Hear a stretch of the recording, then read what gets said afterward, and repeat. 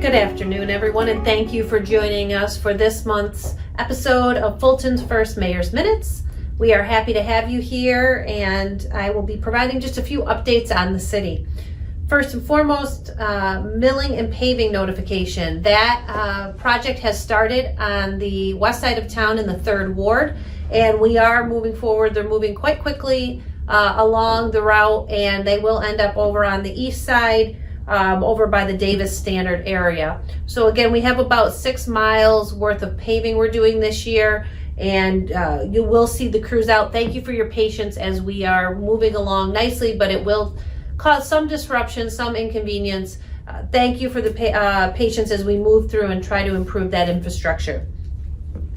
I also want to let everyone know that we did appoint a new fire chief, Adam Howard, who's been with the fire department for nearly 22 years and brings a great wealth of knowledge and experience, very dedicated to community service, working with us to find ways to collaborate and bring more education and more awareness to the community. So if you get a chance, please congratulate Chief Howard on his new role and be on the lookout for more information and more collaboration with our fire department as we move forward. Our trail, our new multi-use trail along the canal system is still being worked on. We have our DPW crews, traffic, parks and recreation, all helping to clear the way with brush and overgrowth, just to open it up so that we can see our waterways more and make it a more enjoyable experience. We're also looking to, and this will be happening in the very near future. Right now, up to this point in that area, cars have been able to drive up and down there, although they shouldn't be. And we're going to be putting barriers in there so that cars cannot drive on that path. It's clearly not intended for vehicles, and it certainly becomes a safety hazard if we allow those vehicles there. So we're looking at barriers that we can put there. In the meantime, we do have our crews shooing people out of there when they see that, but we'll have that in place here very soon, and we hope to have our ribbon cutting for the trail in early September. So I'll give out more information on that as I have it. We did apply for several grants recently. We are working with our community development agency and some grant writers, and we recently applied for a tree grant. We recognize that our trees throughout the city, particularly downtown, but through other areas of the city, are decayed and they're not healthy, they're not in the best condition, and they need to be replaced. So we did apply for a tree grant, and that tree would allow us to have hundreds of trees planted around the city, but in particular we want to get those trees replaced where there's decay and where they're rotting, and we need to get healthier trees in the place of those. So that has been applied for. We hope to hear the results of that in September and be able to move forward with that probably. I don't know that it'll be this year. It'll most likely probably be in the spring of next year that we could plant if we do get those trees. Some upcoming events that are happening. Parks and Rec is working with a team of community supporters and volunteers to bring our first annual Fall Festival down by Lake Neanawana. We're going to have vendors there. We're going to bring entertainment and food, but we're also going to be focusing on manufacturers. The theme for this particular event is on our manufacturing sector here in the Fulton community. The hundreds of individuals that our manufacturers employ, the millions of dollars that they invest back into the community, and the products that they produce that go worldwide needs to go noticed. We need to show our community what we do right here in the city of Fulton. So we're going to be highlighting our manufacturers at this festival and throughout the year. We're going to give them space within the War Memorial or in and around that area to showcase their products, to showcase their business. and to provide other information regarding their hiring needs and opportunities for you to partner and perhaps apply for jobs within their particular business. So be on the lookout for that. First annual fall festival with a concentration of focus on manufacturing. Few things that I've done recently to give a few updates. The Downtown Revitalization Initiative, the $10 million, the different state agencies that have been assigned their projects, they are starting to reach out to the various project owners. The city of Fulton has been contacted about our projects that were awarded, and we're starting to move forward. Contracts are being developed. We're starting to move forward with the next steps to start some of this development. So be on the lookout. We are doing that.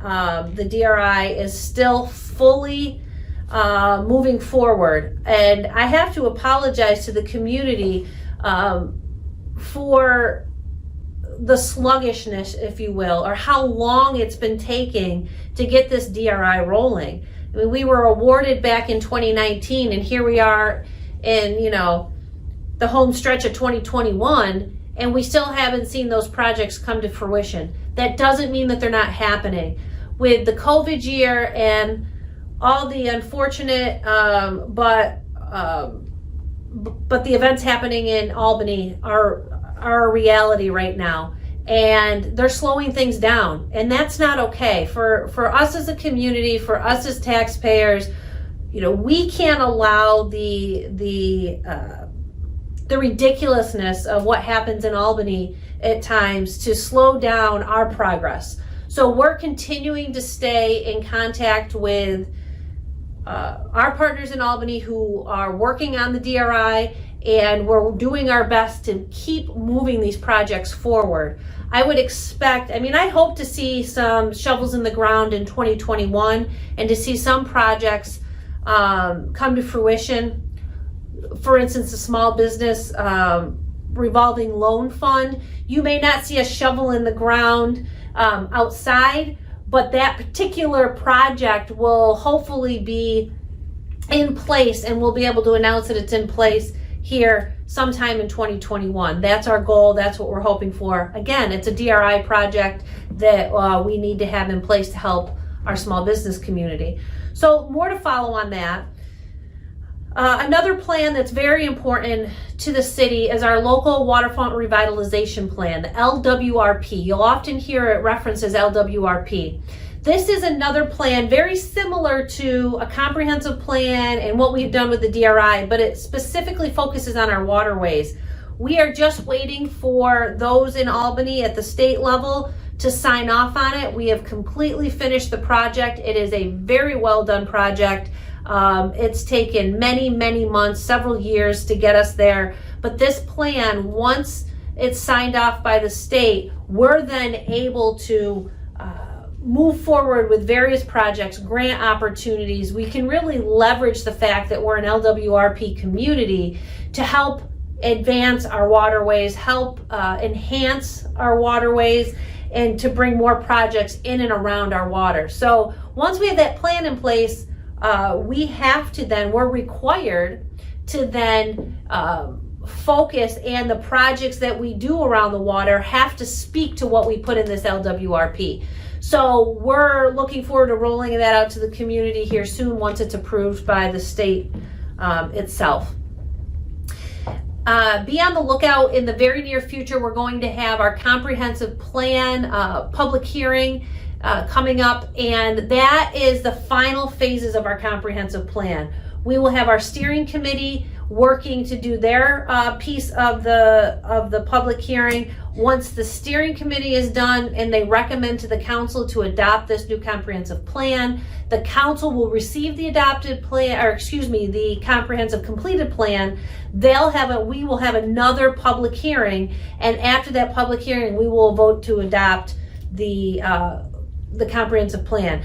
What is a comprehensive plan? It's basically our guide. It is our document that says, here's what we see our future here in Fulton. Here's what we see our city becoming. Here's who we want to be. It's our identity.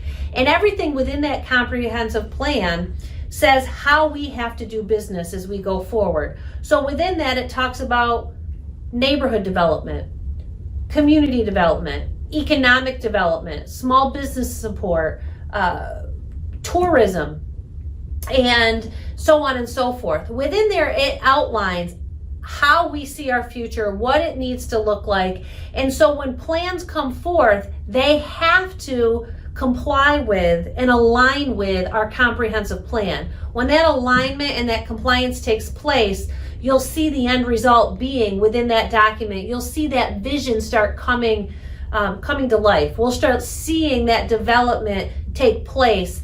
I'm so excited about this comprehensive plan. We've been working on it for about 1.5 years now. It has been a very rewarding process. At times it's been a very challenging process, but we had a great team of individuals, and the end result is a wonderful product that we're going to, and we should be very proud of as a community on what this looks like and what it's going to do for our future. You know, it's a lot of times this behind the scenes work that is so vital to us moving forward. It's grant writing. It's completing comprehensive plans and LWRPs. It's working with the agencies on the DRI. So much of this happens behind the scenes that sometimes out in the public it seems like, what's going on? Is there anything going on?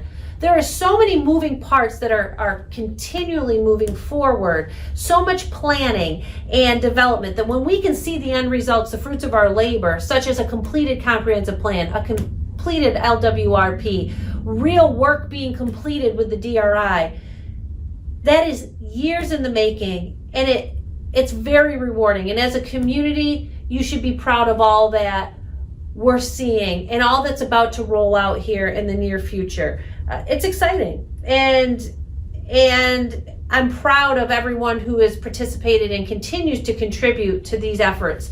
So be on the lookout for that. We'll start getting that out to everyone here in the very near future, and you'll have that. One of the things that, we continue to hear about is these different variants with COVID, and we talk about, what's going on with COVID. Right now I don't have any red flags or any numbers to report. I just ask everyone to be safe. Just be safe. Make sure you're doing what's important to you and your family to keep your family safe. And, at this point, there's been no updates. There's been no information for Oswego County on any changes. Right now, we're continuing to do business the way we've done business. And I'm going to continue to do business in Fulton the way we're doing business now. I see no reason at this point to change any of that. If the state or the county makes any announcements, we'll be sure to share that with the community. But at this point, it's business forward. Just be safe and do what makes sense for you and your health and your family and your situation. But at this point, there are no numbers or alarming data to report that would say that Oswego County is at risk. Right now, we're keeping our numbers low, and that's where they should be. And we're doing everything we've done for the last 1.5 years or more, and Oswego County has done a great job. Fulton's done a great job of being safe and making sure that we keep each other and our community safe. If there are any future updates on COVID, I'll be sure to pass those along.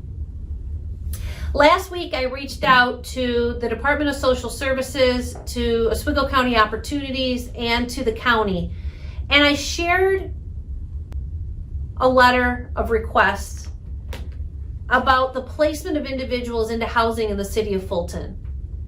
It is critical that when agencies such as DSS and OCO are placing individuals into housing, that they ensure that this housing is safe, that this housing is up to code, and that we are placing individuals in housing that provides a good quality of life, not just placing individuals in housing because it's available.